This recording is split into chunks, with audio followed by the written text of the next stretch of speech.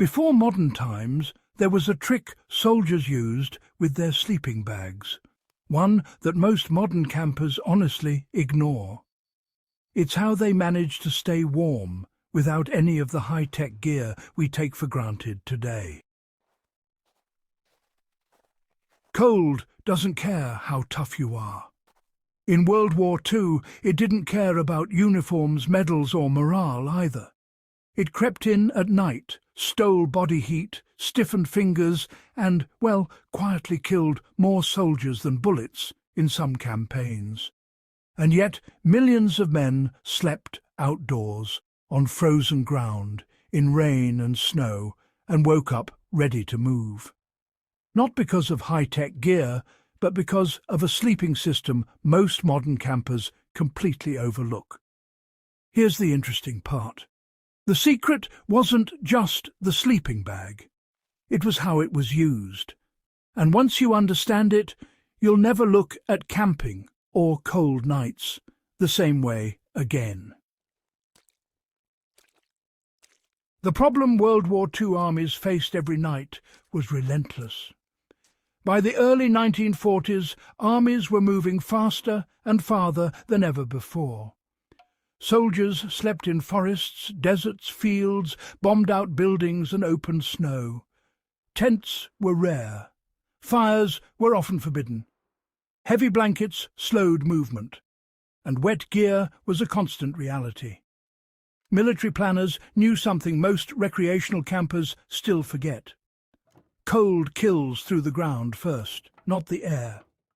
The earth pulls heat from the body relentlessly, and once that transfer starts, even the warmest bag becomes a slow failure.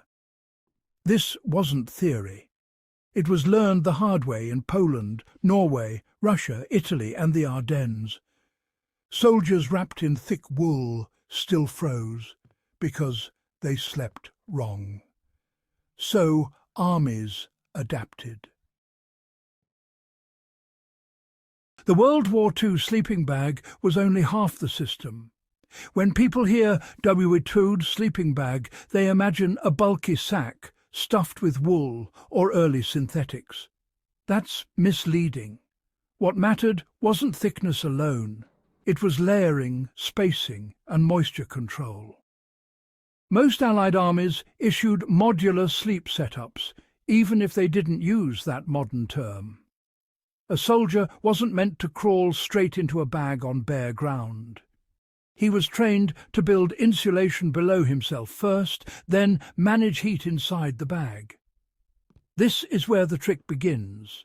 The sleeping bag was designed to trap warm air, not create warmth. Without an insulating barrier underneath, body heat compressed the bag's fill, crushing its ability to trap air.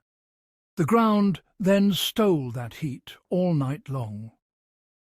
World War II soldiers countered this with deliberate separation. Here's the clever part. Modern campers ignore. Soldiers prioritized insulating the ground before insulating themselves. They slept on folded greatcoats, spare uniforms, shelter halves, straw, pine branches, rope coils, even emptied backpacks flattened into pads. In winter campaigns, this mattered more than having a thicker bag. Military manuals emphasized this repeatedly. No insulation beneath you meant heat loss, no matter how good your bag was. 2 inches of dry material under the body could outperform inches of extra wool on top. This wasn't comfort thinking. It was survival math. And it worked. WWII sleeping bags were often larger than the body for a reason. Soldiers were instructed not to compress the bag tightly around themselves. Instead, they wore dry base layers and allowed a small pocket of air to remain inside. That trapped air warmed quickly and stayed warm. Tight bags, by contrast, squeezed insulation flat and killed efficiency. This runs against modern instinct. Many campers zip tight, cinch hard, and press every inch of insulation flat. WWII soldiers learned to let the bag breathe. Loose, layered, dry, and elevated off the ground. That combination kept men alive in temperatures that should have beaten them. Cold wasn't the only threat. Wetness ruined everything. WWII sleeping systems were designed to manage moisture long before breathable membranes existed. Soldiers were taught to change into dry socks before sleep, never sleep in wet uniforms, and air out bags whenever possible, even briefly. Some armies encouraged sleeping with boots placed inside the bag, but separated from the body, using body heat to dry them slightly without soaking insulation. The goal was simple: stay dry at all costs.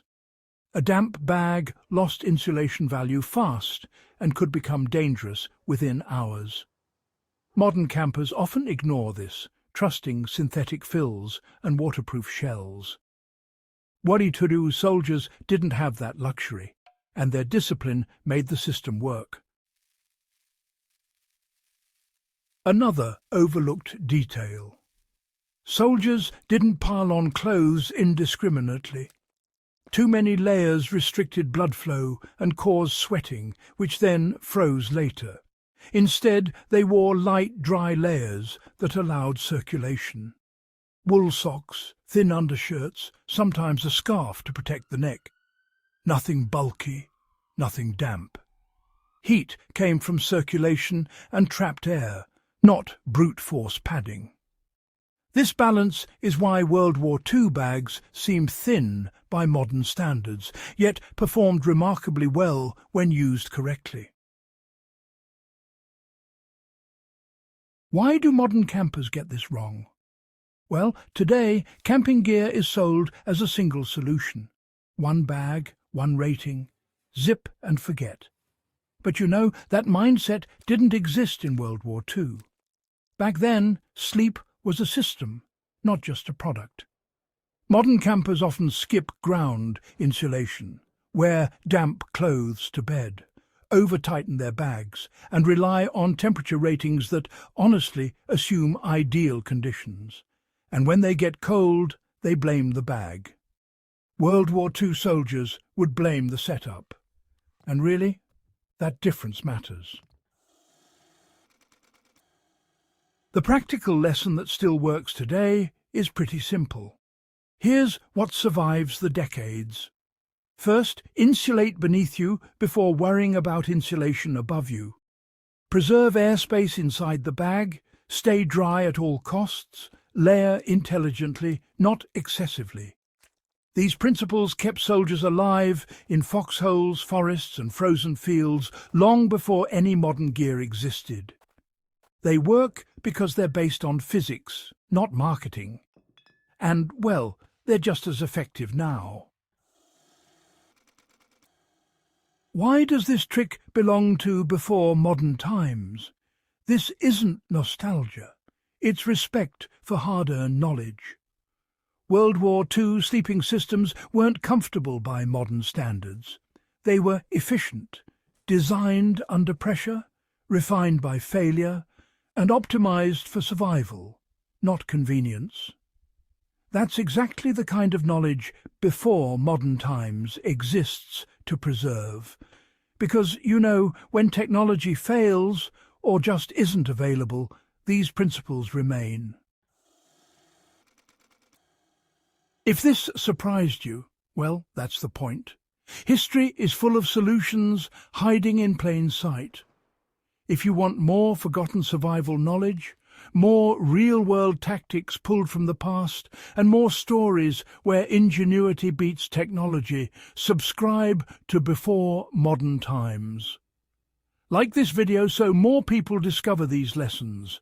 Share it with someone who camps, or should, and stay curious, because the past still has a lot to teach us.